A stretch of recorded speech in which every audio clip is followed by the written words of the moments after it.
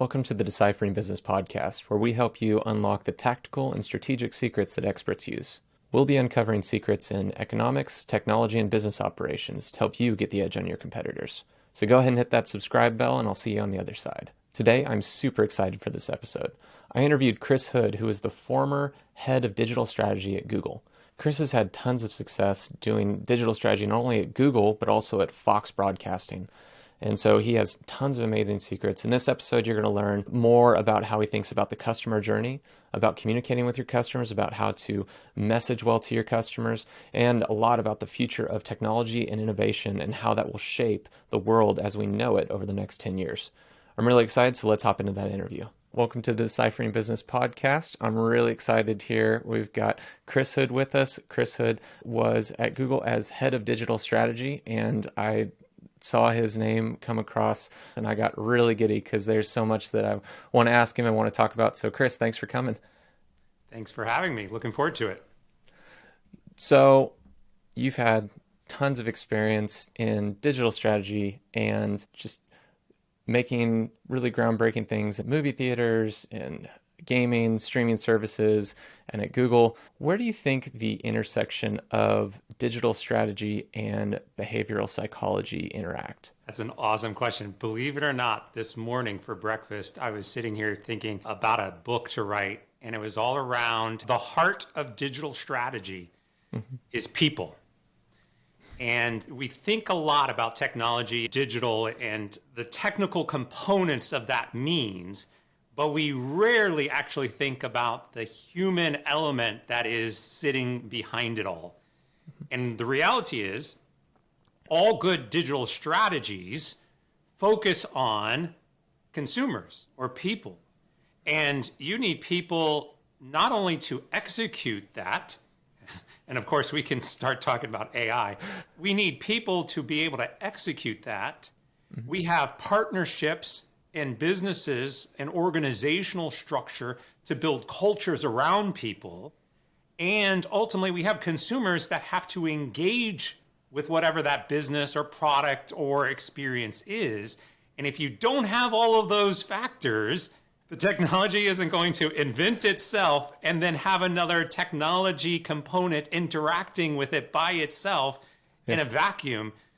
I do think it's really critical to understand that people are the lifeblood of anything that we do from a digital strategy perspective. I couldn't agree more. I think I hear all this stuff about AI, and ultimately what it makes me think is that the human connection will become even more important because we're just going to assume every business we talk to is going to be using AI. But our interaction with that business, if it's a complex issue, I think that we will rely more on the human interaction with the person who understands our problem. And because they understand our problem, when they go back to the AI, they will be able to engineer the prompts that are necessary in order to best solve my problem. Yeah, it brings up an interesting conversation because we think about what is the purpose of the AI in that consumer interaction. We can simplify it as, I want to be able to get the answer to the customer as fast as possible. But in so many cases, the AI can't answer the question. And I don't know about you, but there's been more than enough times where I've been trying to get in touch with a real person on a phone call so that I can just ask the question. And yeah, we can get into, there's an economic view from business. Oh, I'm saving X number of millions of dollars because I don't have a support team who's live 24/7. And yeah, we can demonstrate that for most people, the rate that we get those responses and answers is faster. But we as humans need that interaction. And there's always going to be this emotional component to it that's not there. I think I explained this to somebody else once, that when we're having a problem, sometimes our own emotions are taking over. I just need this solved.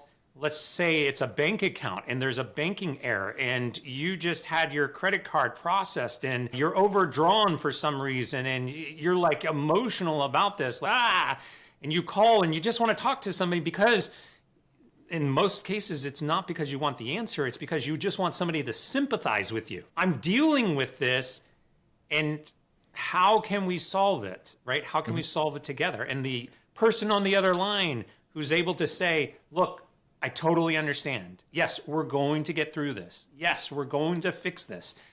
We could mimic that with AI, but there's still this disconnect of that human emotion, like I said, the human element that is going to really, I think, challenge a lot of the relationship aspects that we're trying to build with customers. Yeah. So my last company that I sold was an internet service provider. And so we're providing internet to homes and businesses. We're a regional provider. And that was one of the biggest things I taught all my customer service reps was, look, when someone's calling us, there's a problem. No one calls and say, hey, just wanted to let you know you're doing a great job giving me internet. Nobody calls the internet service provider like that.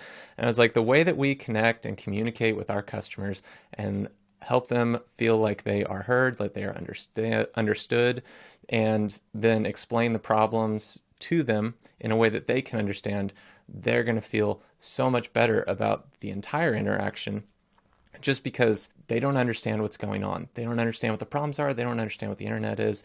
They just want to sit down and have Netflix work.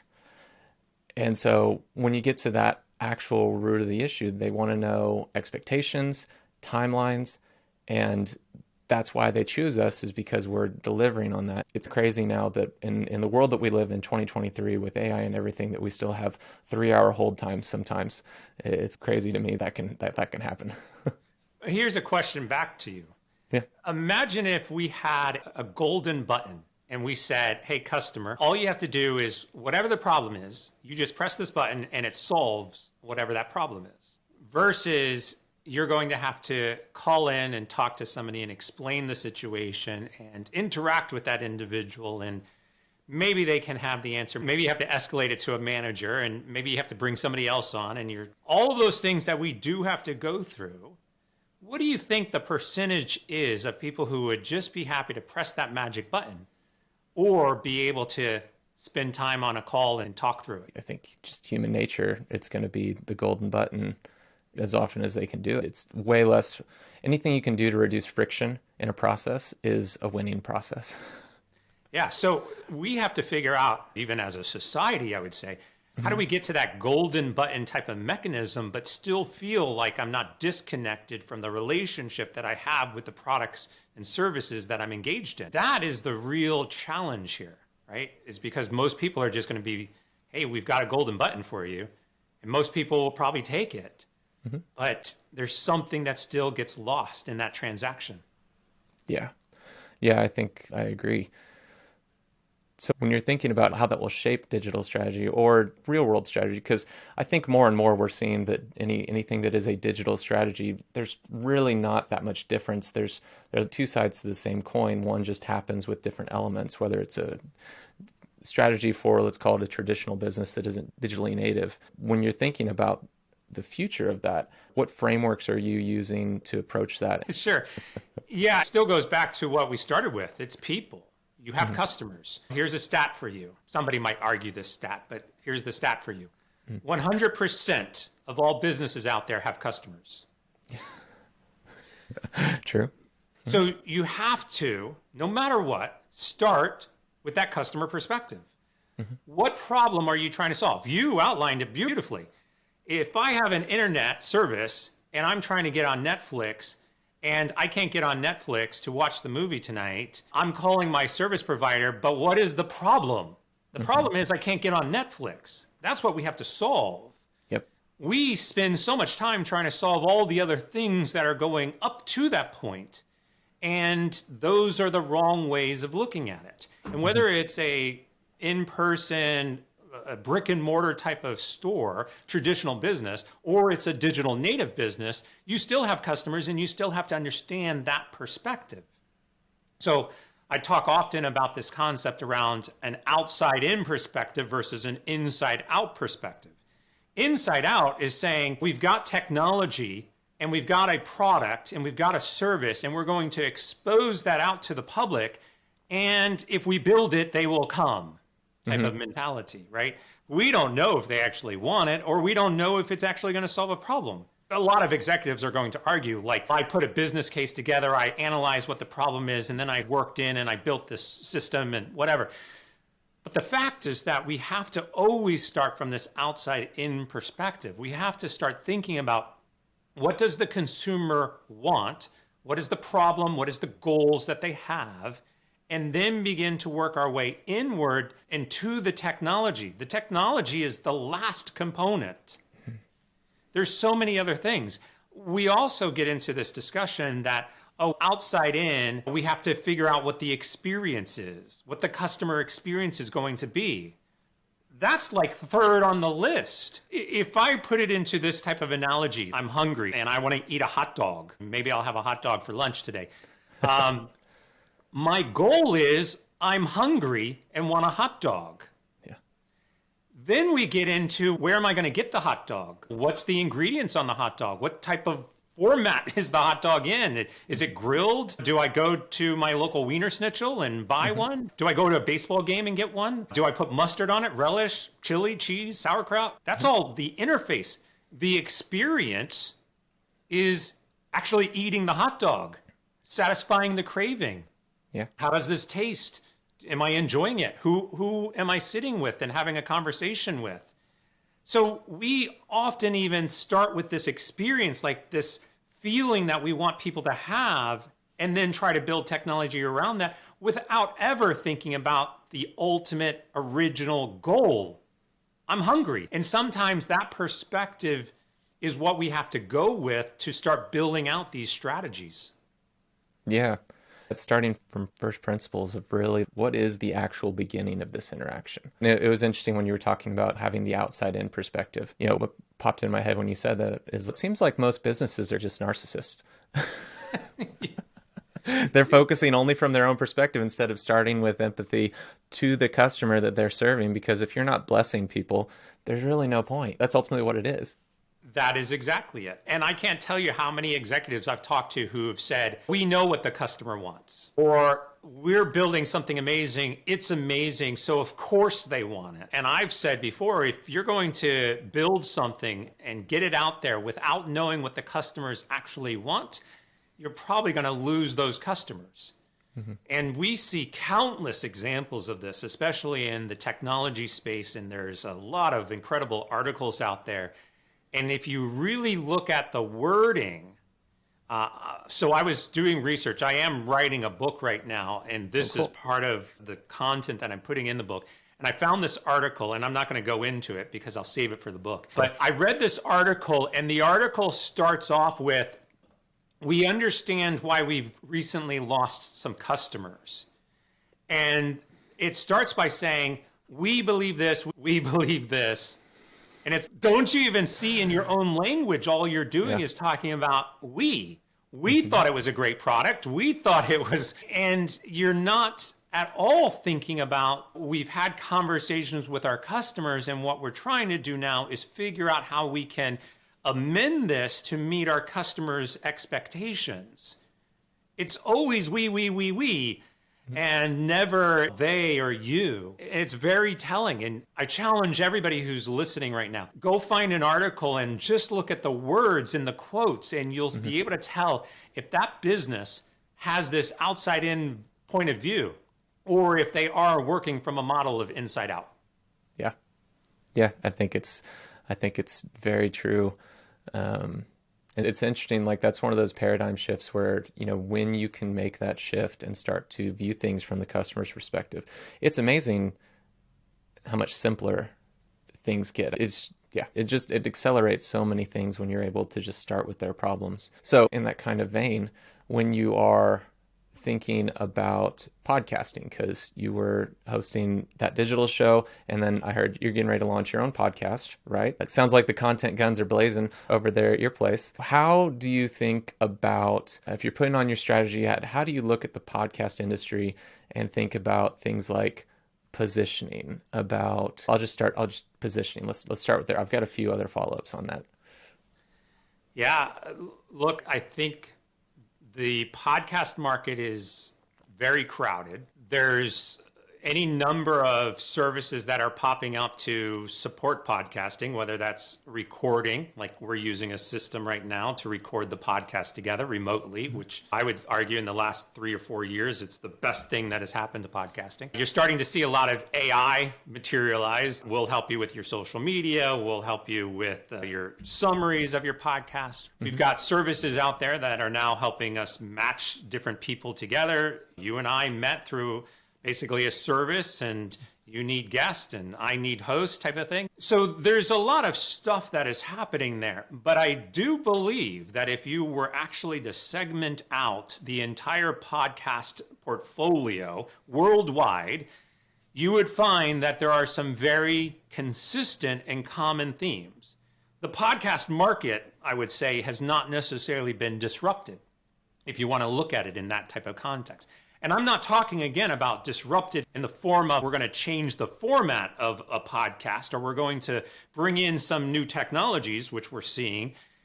I'm simply saying that if you were to really define the formats themselves of most podcasts, they are pretty much the same. And a lot of the tools that are being built to help podcasters are also geared towards that similar type of podcast. Nothing against you or your podcast, but this podcast that we're doing, you being the host and me being the guest, is a very traditional podcast format. We can have conversation, and a lot of times you'll have this debate. We're scripted, we'll have the questions ahead of time, or we're unscripted, like we are. We're just riffing and having a conversation. But ultimately, the format is basically the same. Guest, host. Yeah. I think in this space, there are opportunities to break away from that. Even if we look at the fiction podcast or the biographical podcast or the daily news types of podcast, all fairly much the same. And so one of the things that I'm thinking about in the new podcast that I'm working on is how do I shift that context a little bit? And one of the things that I'm going to do is I'm going to be bringing on 2 guests. I'm going to be basically building a panel type of discussion. And those panels are going to break down some of the challenges that we see in our daily lives because of technology. It's going to be conversational and it's going to be interview based. But I'm going to steer away from things like promotional. Tell me about yourself and your website and your book and great, yay, go check it out. Yeah. Which a lot of podcasts are doing. And that's the format that is out there. But having this perspective and diversity of conversation, I think, is drastically needed. And these topics, like we're talking about AI, are impacting us, all of us, in some way. And to have kind of raw conversations about how this is impacting us by experts within those industries, I think will be a fabulous way of really thinking about this segment in a different way. Yeah, I think podcasting is so interesting because I've just seen statistics that it's scheduled, it's $1 billion industry now, scheduled to jump up to 4. And even when we think down to format, not only guests, single or multiple, even the transition that seems to be happening right now, or at least people are somewhat intrigued by it, is the idea of video versus audio, right? Yeah. And so I think there's quite a bit of interesting things that will happen there. And then the other thing, the big one that seems to be untapped that I think video is starting to help crack is Discover. It's so hard to discover an audio-only podcast because it's not an immersive medium. I've heard people refer to as found time, right? So I'm doing the dishes. I can also listen to a podcast. I'm doing X thing that normally doesn't require much brain power, and then I can do time, or I'm walking and I can also have found time to double up on what I'm doing. I think that you're right, that there's so many different ways that we're figuring out how to expand, so to speak, and how to differentiate, because it only takes 22 episodes to be in the top 1% of podcasts. Yeah. Very few people know that. Yeah. And I think I just have to do 22 episodes and all of a sudden I'm like, just add a certain statistic. Now, granted, then within that 1%, there's a massive striation of difference in far as downloads. But I think it's fascinating what is coming. Yeah, and to your point, we can just, again, if we go back to the consumer, who are individuals listening to podcasts or searching for podcasts to listen to, we know that the written word is declining. Not in terms of authors and people who want to write, but we are reading less. There's actually a lot of fascinating statistics out there that basically say after the first, say, 30 or 40 words, most people lose interest, right? So blog writing has reverted to really nothing more than an SEO or marketing initiative to get people and attract people in, but they're not reading the blog. They're skimming it, and maybe you get 100 readers that actually analyze it. We also know, to your point, found time, like at an executive level, a lot of people who are on the move or who are traveling or who are commuting in cars, planes, video consumption isn't as high as we think it should be. I think we're seeing a lot more video consumption for entertainment purposes, but we're getting into this micro content, same thing. If I'm only reading 30 words before I lose interest, I'm only watching 15 seconds of video before I'm flipping and switching to something else. And so our attention span for this content is drastically shifting. And although video does help improve the format and the interaction, we still have this massive portion of the population that just wants to listen to something while they're jogging, or taking a walk, or driving to work, commuting, on the subway, whatever it might be. And that's where these podcasts are starting to see such a massive influx of popularity. And of course, it's very easy for anybody to start a podcast. And so you've got everybody thinking, I'm going to be the next podcast star, just like the YouTube stars. Like, how do I do this? Because it's fairly simple. Yeah. I think we will start to see the media, entertainment, everything kind of start to merge, but over in a newer segment.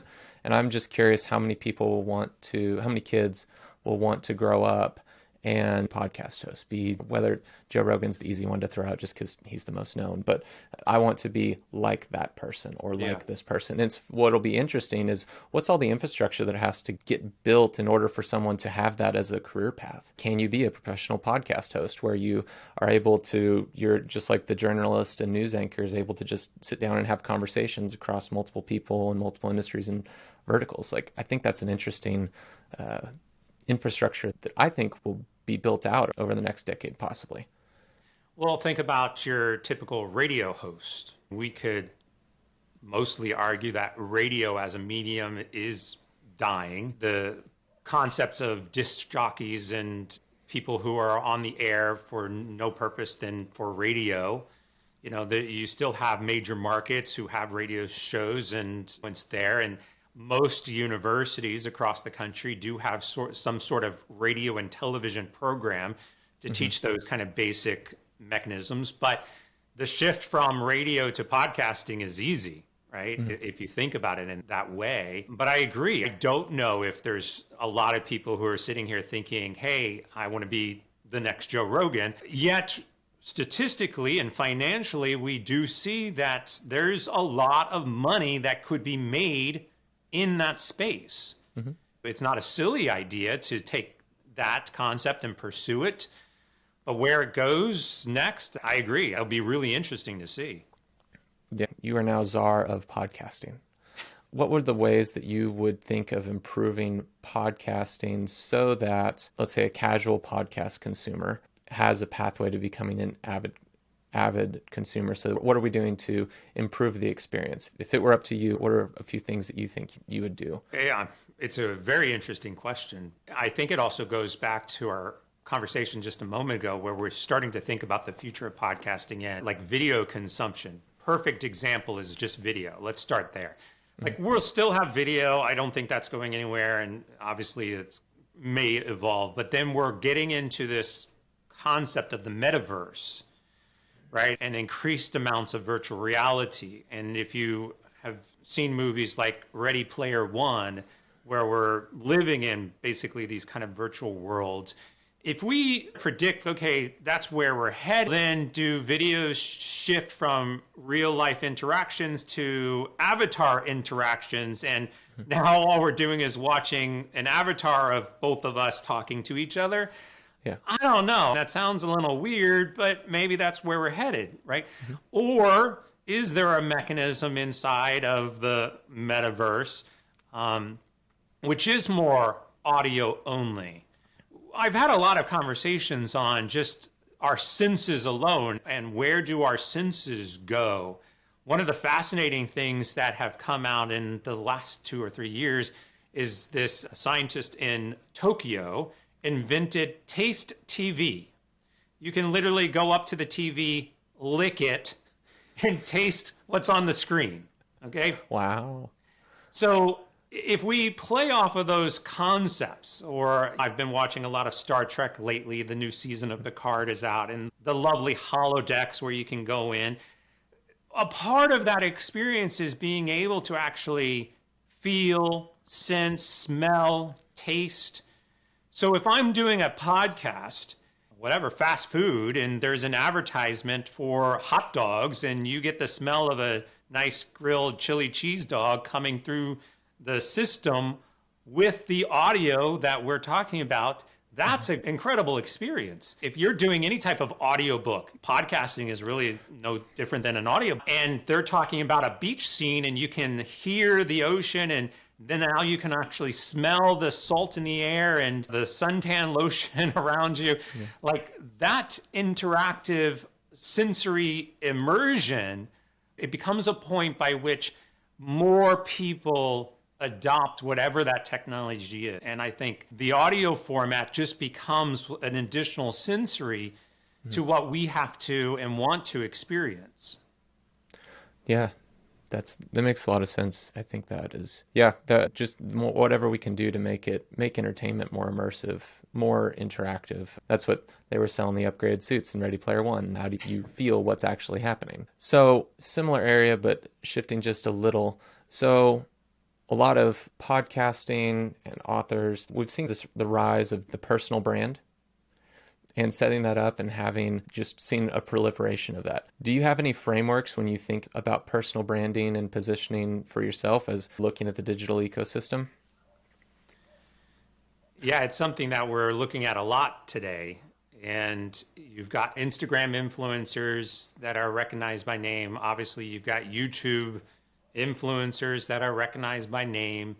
I think YouTube really is the catalyst of how that happened. I think Instagram came around shortly after that, and mainly because you had celebrities leveraging Instagram, and then you realized, hey, I could do this as well. Really, I think it boils down to nothing to do with your name, who you are as an individual. It really boils down, I think, to what you're offering. And again, I think what you're offering goes back to a consumer outside-in perspective.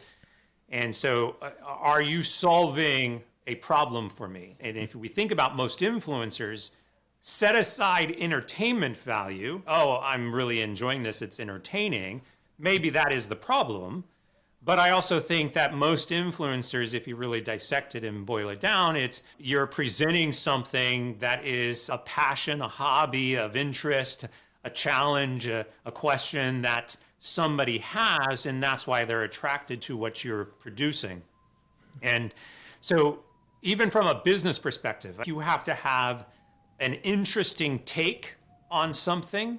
Mm-hmm. You have to be able to articulate it and make it unique and distinctive to what your perspective is. We talked earlier about outside in. I have a very clear perspective on that approach. And I think the people who then are interested in hearing what I have to say are trying to solve a problem where at their business, they don't have that outside in, and how can I help them produce that? Mm-hmm. Oh, and by the way, it's Chris Hood who's doing that. And yeah, he has this podcast and book and everything else. Those become collateral to help you preach your message, but you have to have the message first. Mm-hmm. And then around that, you can brand it however you want. Yeah. I've heard about the niche of you, the idea that as we start to atomize and break into smaller and smaller pieces, the different parts of what a business is, what an organization looks like, what creating content looks like. There are very few people, and Scott Adams coined this with the talent stack, the intersection of experiences, whether work or personal, and the skill sets that cross-collateralize There may be people that have been in the media industry, but they have also not started a gaming studio, and understand how the intersection of that works. And I think that is part of the beauty of it, creating something unique and realizing the value of what a unique individual has to offer. Yeah, it's not just the experience, which I think has to be there, but it's also being able to articulate that experience in a way, a format, stories that are compelling and interesting and relevant. As we're talking, I'm attempting to regurgitate stories that will help put the conversation into a different light. And again, you said it. It's one thing to have an experience. Like, you could have all the experience in the world, but then how do you actually communicate that experience into relevant, interesting bits of nuggets that you can then create content around that are going to be interesting and memorable for people? And that sometimes is the biggest challenge. Yeah, I think it definitely can be. So here's a question. So as someone who plays games, has owned gaming studio, been in media, is there any way that gaming design affects the way that you think about architecting your managerial style and employee development? Yeah, definitely. I've been in the gaming industry or gaming space, or have played video games, however you want to look at it, for well over 30 years. My first job was, I had two first jobs, but one of my first jobs was basically selling video games at a computer store in the mall. This was before really anybody had computers. And so sometimes I joke about it. Like, for anybody who has played online video games and have something like World of Warcraft, which most people know and is fairly popular, millions of players, and you get into what we call a guild, and that guild is comprised of a whole bunch of people of different types and variations and demographics. And in most cases, you've never actually met the person, but you talk to them on a daily basis. And then you go into a dungeon and you try to slay the dragon with teamwork and communication and coordination skills. There is really no difference between that scenario and any management position in any job. And if you want to argue about that, find me and I'll be happy to have that conversation. But the types of leadership and even management and, like I said, coordination skills to go into combat with a group of people who you really don't know to achieve a strategic quest in just the right way is very challenging. And I think there's multitude of parallels between that and business. And if we don't think about it in that context and just think about game design and game mechanics and how do we think about strategy and business as a result, there are elements of gamification that we see across marketing. All of that has come from video games. We think about cryptocurrencies today. All of that came from video games. If we think about even things like architecture and health sciences and being able to explore the human body or build things through 3D modeling, all of that came from video games. Like, virtual reality is coming from video games. Like, I think there's AI, maybe not directly from video games, but we go back to slaying the dragon. The dragon in this game has AI, and it's there are so many things that we can look back on and say that is directly because of video games. And to build those comparisons and to be able to build strategies, again, with I've got a customer, they want to accomplish this, which we could say is a task in a game, quest. I've got a customer who has a quest, who wants to come to my store to fight the evil sales rep to win the product and leave happily ever after. There's no difference. We can talk about that and really understand how to leverage those concepts to build any digital strategy. Yeah. One of the things I find most interesting about video games is just the psychology that goes into the way that people will rewards, incentives. Many times you are winning something that is not real. Cool, that's okay. But it's what people are willing to do, and it's interesting to me because even when you get into HD studies and stuff like that, you will find that someone with ADHD who has difficulty focusing on something, but they can go play games just fine. Instead of saying, oh no, they shouldn't do that, say, no, wait a second. What are the mechanisms that are encouraging them to participate in this with such regularity?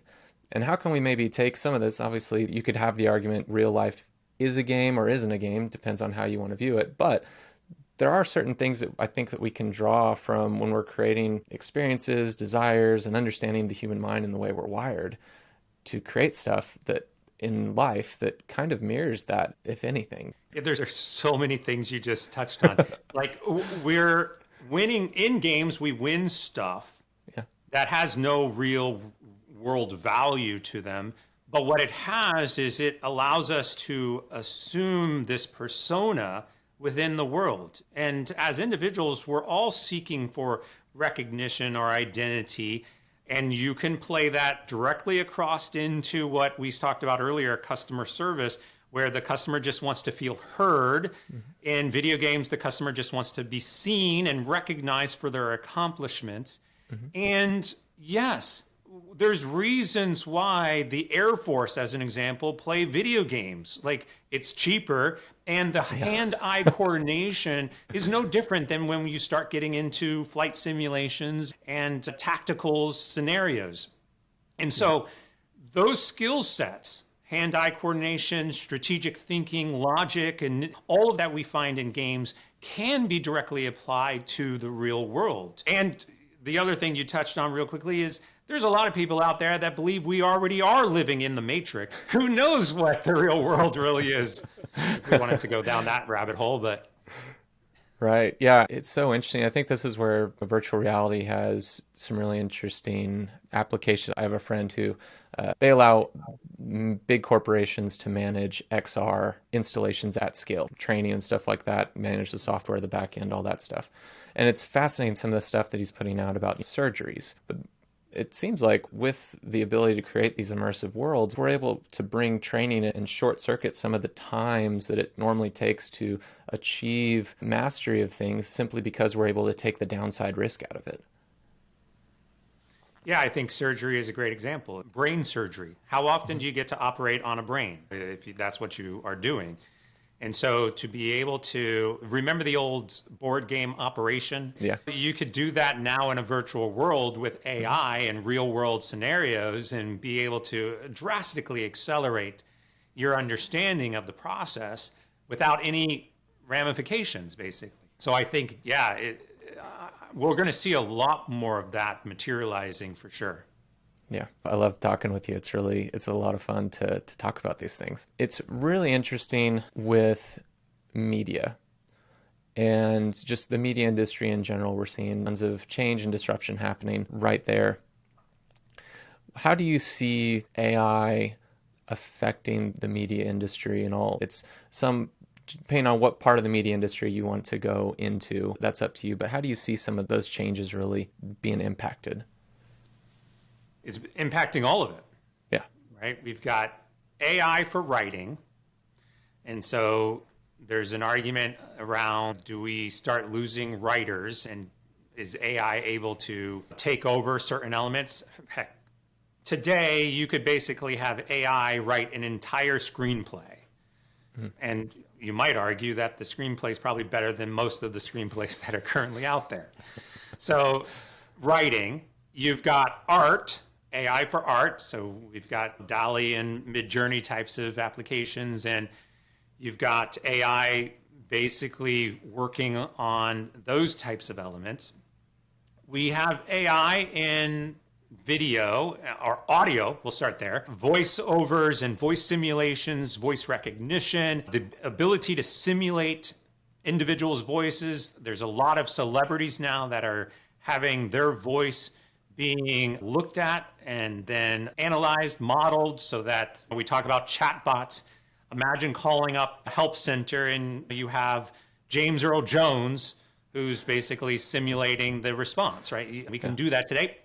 Actually, that's a perfect example. We've captured James Earl Jones' voice, and they've said now that Darth Vader for any future movies ever is going to be a simulated AI voice of James Earl Jones. So audio is happening there. There is rumors, I've seen it, so it's not really rumors. There's AI that is doing music production. So you could say, hey, generate me a film score in the style of Beethoven for a science fiction fantasy story about a lost child, whatever. And the AI is going to be able to produce that. There are still human elements to all of this that have to help produce that and manage that and analyze that and ensure that it's, even special effects have AI today behind that helping to generate it. About 30 years ago, believe it or not, I actually said that there will be a time where we're going to be able to watch a movie that features somebody like Humphrey Bogart and Will Smith. He just came to mind. And it's going to be seamless, and you're not going to be able to tell the difference. And Here we are. In theory, we could do that. Disney just launched a holographic image of Walt Disney that they've captured his voice and they've captured his mannerisms and have replicated this so that you could actually go up, ask Walt Disney a question, and he will respond to you. It's unknown where we are going to end up in terms of the technology that is disrupting around the media and entertainment space. The question is it going to ultimately enhance it? Is it going to give us better product? Is it going to be more entertainment value in whatever it produces? Or is it just going to completely destroy the industry as we know it? I don't know. I wish I knew because I would love to invest in something. Right. But where it's taking us, I think, is both fascinating and scary for a lot of people. And I think it's also accelerating at such an incredible rate that where we were 6 months ago to where we are today has shifted. So where we're going to be in another 6 months, who knows? Yeah, I think it'll be really interesting because AI, to a certain extent now at least, is very derivative, right? So it's studying what already exists and then creating new things, but with old influences and errors. You're trying to figure out what attribution looks like. You're trying to figure out, is this an original piece? Which then goes to the question, what is actually original that anybody's doing? I think it'll be interesting to see mastery, right? Let's say you're bad at those things, but you really want to do it. It'll be interesting to see if there will be space still for humans to actually get better through the hard work and the grind of failure when AI is right there to be a crutch, and how that will affect human creativity. I think you and I would both agree that failure is a very key part in improvement. And so I wonder if you have any thoughts along those veins. Yeah, I recently wrote a book. I'm still looking for a publisher agent for it, but it's a fantasy book. And I did speak with an agent, and the agent said, what's fascinating here is that your writing is not the best. That's fine. I never said that I'm an expert writer. First novel, so mechanics of my writing and things like that. Those are all things that you can learn. What you can't learn, which is really fascinating about your book, is the world. It's the imagery. It's the ideas. And to your point, there's things that people can learn, and then there's things that in some ways, you just have to be born with it, right? They're natural, instinctive, creative types of things. What we see with AI is the increase. And even if you go, there's another AI platform popping up every day that's leveraging things like chat. Just since we've been talking. Yes, since we've been talking. It's a good point.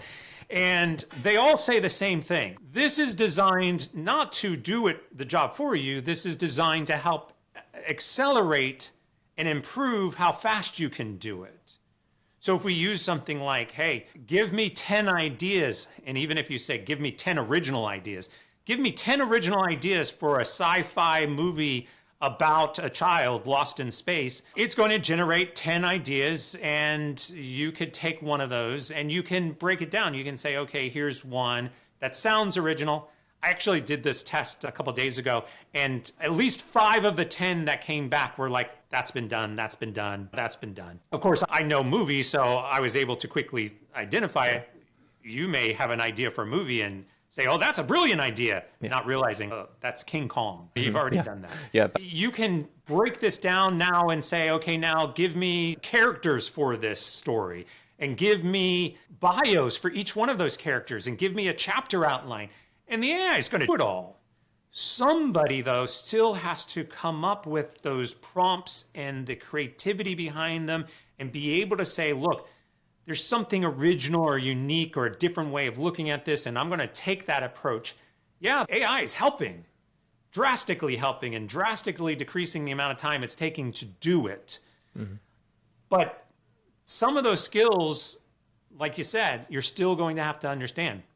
Can you learn from it? Like in the example of brain surgery, could I look at that and say, oh, look, here's 10 ideas. Oh, let me think about how the AI actually generated this so that I can do it on my own the next time. Mm-hmm. We would love for that to happen. I just don't think people are going to do it. Yeah. I think that will be actually, now that you bring it up, that would be an interesting thing. I was playing with ChatGPT this weekend, thinking about writing social media captions and summaries. And hey, what are popular copywriting frameworks, which I didn't know about beforehand. And so I'm pulling them all out and I'm playing around, I'm creating a Google form that automatically interacts with it and spits out different captions and different styles. And all of a sudden, just by doing, I have a much better understanding of copywriting methods. And so I can look at what it's putting out and go, yeah, there's that kind of sucks, but here's the idea and here's the small things that I'll tweak with it. Where I think as a personalized tutor, that's actually a very interesting way to learn. Yeah, I think I read this somewhere else too, and I just skimmed, because no one reads blog It's reading, yeah. Yeah, I just skimmed, but the concept was a world by which we all have a personal assistant that is also like a chat bot that we can ask questions. And so it's no longer I'm going to ask Google a question and I get a response back. But this is a learning model where, to your point, you're asking about copyright frameworks, you learn something, but it keeps that in memory so that the next time you go, it starts to build a profile specifically for you, specifically on your writing style, your artistic creativity style, your mechanism. So another thing that you can do, did this the other day as well, just for fun. I said, give me an inspirational quote about hot dogs by Bill Gates. And it comes up with this like masterful inspirational quote on hot dogs and in the style of Bill Gates. And it says, Bill Gates brought to you by ChatGPT. It's fabulous. But the style, like if I wanted an inspirational quote on artificial intelligence in the style of William Shakespeare, you're going to get it, right? Write me a sonnet about in style of William Shakespeare on artificial intelligence. It's incredible what you actually get, right? So those styles, those personal traits that we all have as humans, like no different than our fingertips, the way we analyze things and think about things and create things. Like if we had AI that could learn and we could learn and adapt from and stay with us, I think that would be fascinating. Yeah, I think AI is one of those things where people get worried and we're all going to lose our jobs. And I look at it and go, no, jobs will just change. They always do. And I think that we're pretty good as humans, but I don't think we're good enough to recreate ourselves with that level of granularity. Yeah. Yeah, we could look at the automobile industry, right? Mm-hmm. We started building cars. We needed a lot of people. There was factory workers. Machines took over. Robots can build cars, but there's still people and there's still jobs.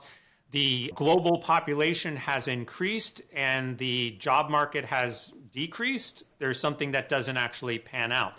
There will always be a shift in skill sets and technology. We still need AI programmers. We still need data scientists and people who can analyze this stuff and build it. You're still going to need people. So an artist still may use pen to paper to draw something, but may leverage AI to accelerate that process for them so that you can accomplish things faster. Doesn't mean the artist's job goes away. It just means they've got new tools to help. Yeah, and you think about it, so much of art, maybe this is not a directly correlated thing, but in my head it seems to be, art is just an expression of the mind. right? And so when you go back to, there's the experience and the way I experience the art, but when you go back to it, it's just the expression of someone's mind. And every mind is individually different. And so AI is just a tool to help move you forward in that process to express what is in your mind at a higher rate and higher, let's call it higher visibility maybe. Yeah. Once we get good at That's it. why all these AI sites say, we'll help you with writer's block. What's writer's block? Like, I just can't come up with the idea. Okay, give me 10 ideas. Oh, I like that one. Yeah. You still have to execute on it. Yeah, totally true. Well, Chris, I've really appreciated our time here today. I know you're starting your podcast soon. You've got a book coming out. What would be the best way for anybody listening to contact you, reach out to you? Listen, I just subscribed to your podcast today, so I'm eager to hear what you have coming out. Awesome. Yeah, you can just go to my website, chrishood.com, branding there. Yeah, just go to the website, my social media profiles. You can sign up for a newsletter and learn more about when the podcast launches. It launches on March 13th. So not sure when you're going live with this episode. So either in a couple of days from now or last week, one of those, you can go find my podcast at chrishood.com. Awesome. I appreciate you coming on and taking the time to talk with me. Thank you. Appreciate it.